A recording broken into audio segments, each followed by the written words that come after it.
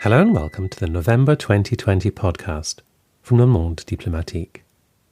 My name is George Miller, and my guest in this month's programme is Ian Urbina, an investigative journalist best known for his award-winning work for the New York Times, and also his 2019 bestseller, The Outlaw Ocean. Lawlessness at sea is also the theme of Ian's piece in the November edition of Le Monde Diplomatique, China's Outlaw Fishermen. China's appetite for fish, especially squid, has led its distant water fleet to grow and range ever further afield in search of new catch. Chinese fishing fleets that would otherwise not be economically viable receive state subsidies. Some serve geopolitical ends too, staking unofficial claims to contested waters and driving off other nations' fleets. China claims to recognize the problem of overfishing and says it's taking steps to curb it, but evidence of action is scarce. When I spoke to Ian last week, I began by asking him to tell me about a trip he took last year aboard a South Korean squid boat in the Sea of Japan. What had he been hoping to see? There were really two key mysteries that converged on the Sea of Japan, or the East Sea. It's one of those bodies of waters that's contested and therefore has two names depending on who you talk to. The first mystery was, why were dozens per year and hundreds over the last 5 years of dead bodies washing up on the shore of Japan? These were dead bodies of typically starved North Korean fishermen. There were inordinate numbers crashing ashore, and no one was particularly sure why. And the theory was that climate change and ocean depletion and overfishing had pushed these underprepared boats out further than they should go, and they were getting trapped at sea, running out of fuel, engine failure, storm emerges, what have you, and dying out there, and then the currents take them to Japan. That theory, while not wrong, was not the full story, and that was one mystery, trying to explain the fuller story. And then the second mystery was equally vexing, and it was why it is the squid stock within those waters seeing this unprecedented decline. Fish around the world are unsustainably disappearing, but the squid stock in these waters had fallen to the tune of 70-80% in the past decade, and that shocked scientists. Seemed unreasonably fast. Again, the theory was climate change and had pushed the stock to other places and also declined their numbers.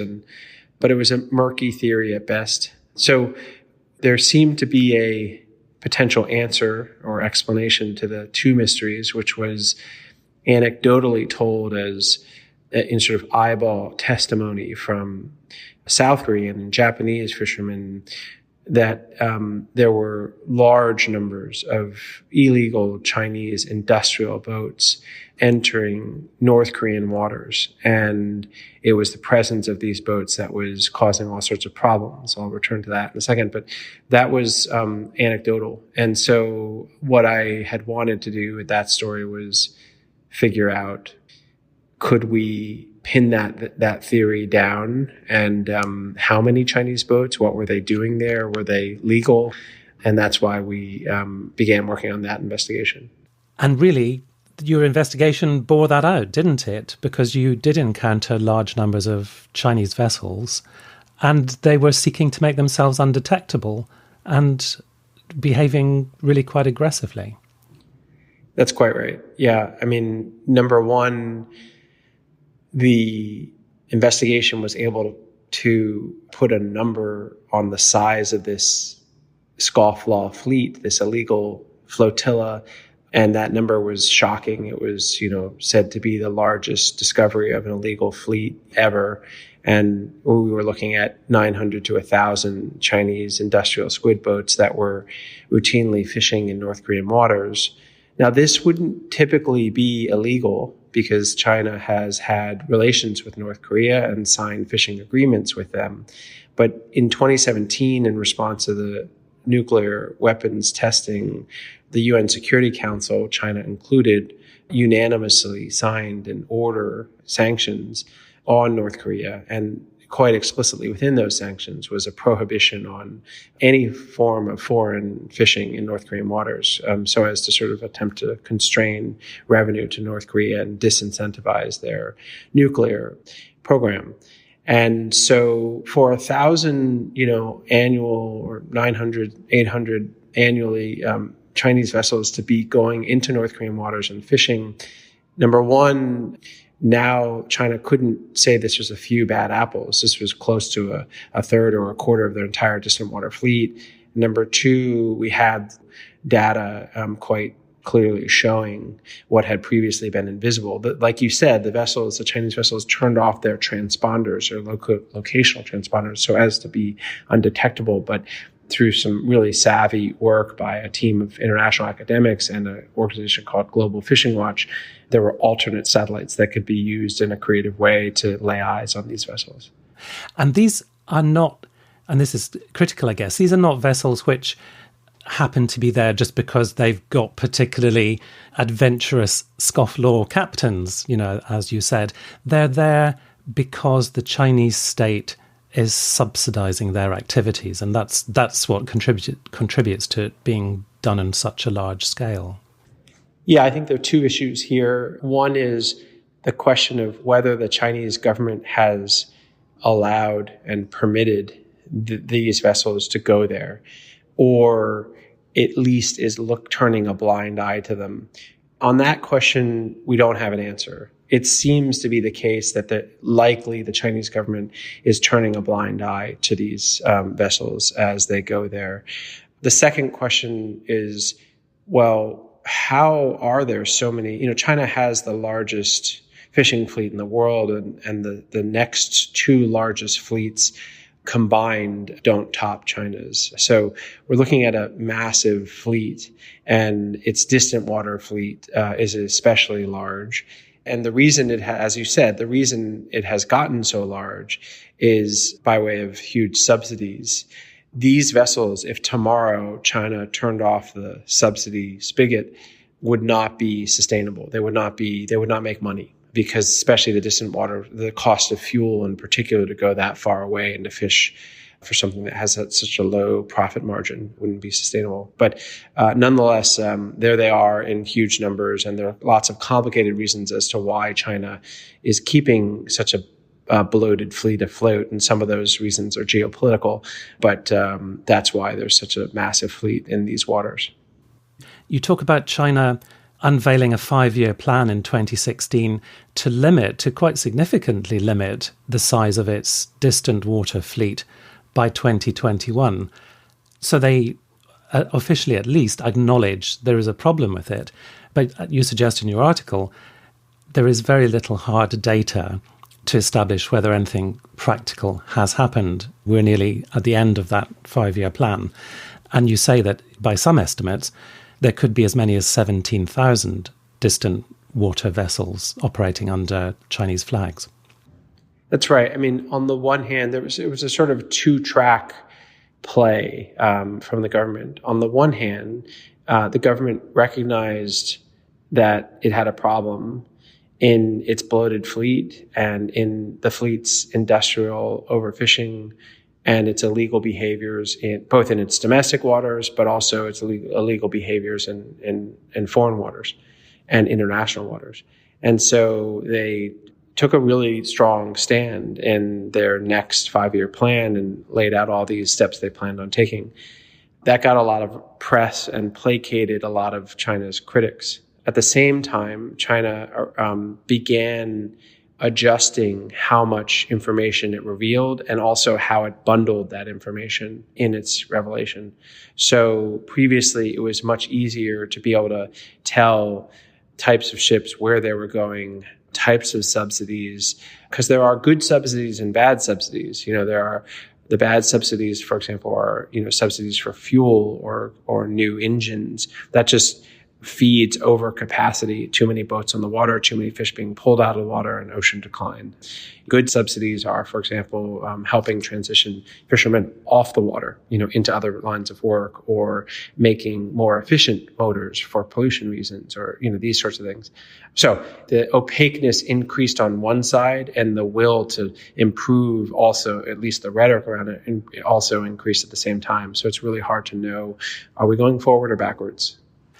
So if China has an appetite for fish that cannot be satisfied by fishing its domestic waters or legally fishing in other waters, why is fish farming not a significant contribution to the answer to that problem?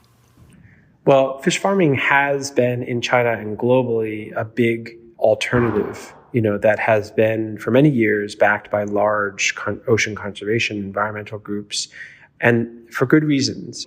So the concept of fish farming is you build these giant pens or netted areas either close to shore, so you're still in the ocean, but you're near shore, or on land, you dig out these big ponds. The benefit to to society, if you will, is that you're now not depleting wild caught, you're not depleting fish stocks that are wild. The challenge is the waste. So when you put that many creatures of any sort, be it an industrial pig farm or a chicken farm or beef or fish, they produce a lot of waste. The waste has lots of challenging chemicals in them, and you've got to figure out what to do with it all. The farms on land have a big pollution problem as a result. But the sort of hidden problem that gets less attention, and it's actually in some ways even more worrisome, is the unintended consequence of you got to feed the fish. And if you want to make them fat and plump and attractive and profitable, then you need to feed them so that they grow robustly and quickly. And that's a lot of protein. Typically, that protein came from soy. But then the alternative to soy, price of soy went up, price of wild caught fish, often called forage fish or trash fish. These are fish that don't typically get consumed by humans, but because they're too small, they're too bitter or what have you, but they can be netted up in massive quantities and ground into pelletized, what's called fish meal, which are these high protein pellets, and shipped around the world and tossed in the water to feed up the fish that the rest of us eat. And so that became the exact wrong answer to the problem, because it ended up worsening the very problem that aquaculture was meant to solve. It's speeding up ocean depletion for the sake of fish farms. So I guess there's an analogy with beef farming, where the energy required to produce a kilogram of beef is massively higher than all sorts of other ways of food production that would give the same nutritional value. Right. Now, it's not simply about feeding people in China's case. You make that quite plain. There's also a geopolitical angle to how its fishing fleet is being deployed around the globe, including, you write about what you call a civilian militia of boats that really are not involved in fishing directly themselves, but play a part in this larger sort of geostrategic picture. Yeah, so the sort of geopolitical or military part of the equation here is best exemplified on the South China Sea. These are the waters near Cambodia, Laos, Myanmar, Vietnam, and Philippines. And this body of water pops up in the news often because of an area called the Spratly Islands, where the Chinese have in recent years essentially laid a claim to the territory based on historical fishing trends. And in the Chinese view, these waters were and are theirs. Most international bodies find that claim baseless and have ruled as such, but the Chinese have nonetheless created man-made islands there and have landing strips and military installments and the like. These sorts of geopolitical plays are basically aimed at mineral wealth that are in these waters. What's at stake for the Chinese is access to commerce throughways, right? So really key choke points that the Chinese want to have control over, tapping subsoil, mineral, oil and gas, and fishing. So these are the three things that they're aimed at. And, military, spots where they can store assets that would allow rapid response, like the U.S. does in Turkey, And so for those four main motivations, the Chinese has these vessels all over the world. And in the South China Sea, you've got hundreds upon hundreds of them that are ostensibly fishing boats, but they don't fish. They just stay there. And their purpose is whenever there's a clash between an Indonesian and a Chinese boat, and it begins to heat up, and it makes the press or the diplomatic wires. The Chinese then flood the zone, if you will, with lots of these fishing boats. Number one, it looks to the untrained eye as, hey, look, it's creating, in the occupied territories, it's called facts on the ground, in Israel-Palestine. It's creating realities on the ground that then justify political actions. And putting boats in those waters allows the Chinese to say, hey, look, we have lots of boats there. But it also intimidates competitors because these boats ram and do other things.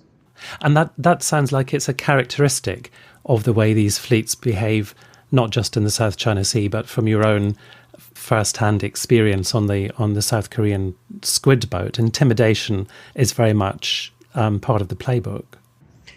I think, just to attempt to be fair and nuanced, I think a big guy is intimidating in his bigness, right? Even if he doesn't do anything on his own accord. And so China's presence on the water seems intimidating simply because it's so much bigger than everyone else. So in fairness to them, I don't want to overstate their aggressiveness.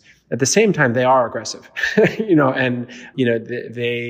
routinely get in skirmishes, be it near the Falkland or Malvinas Islands, in Argentina, in the Arctic, in the coast of West Africa, along the Chilean line near the off of Peru, near the Galapagos Islands. In all of these places, there have been repeated instances, more so than with any other country that has boats on the waters, Taiwan, Indonesia, Vietnam, when authorities attempt to stop the boats because the boats are caught in forbidden waters, national waters. The boats don't stop, they run. And they dare anyone to stop them. Furthermore, when in the squid fleet case, these are fleets. These are not single outliers. And the fleets often travel with medical boats and security boats. Security boats are armed and government subsidized. And so if you're the Argentinians or the Chileans or the Gambians or whomever, the Peruvians, and you have one patrol boat or Palauans, I chronicle quite such an example in the waters of Palau, and you're chasing a boat and it is backed up by armed other boats, you feel pretty outgunned and you're not likely to push too far. So, Ian, maybe in conclusion, I can ask you, what would you say to someone like me who maybe goes along to the supermarket and buys fish and sees that it's got a label that says it was caught from sustainable stocks and perhaps thinks, okay, this problem is being addressed and my conscience is clear when I buy some fish? I mean, do you think a wake-up call is required for people like me?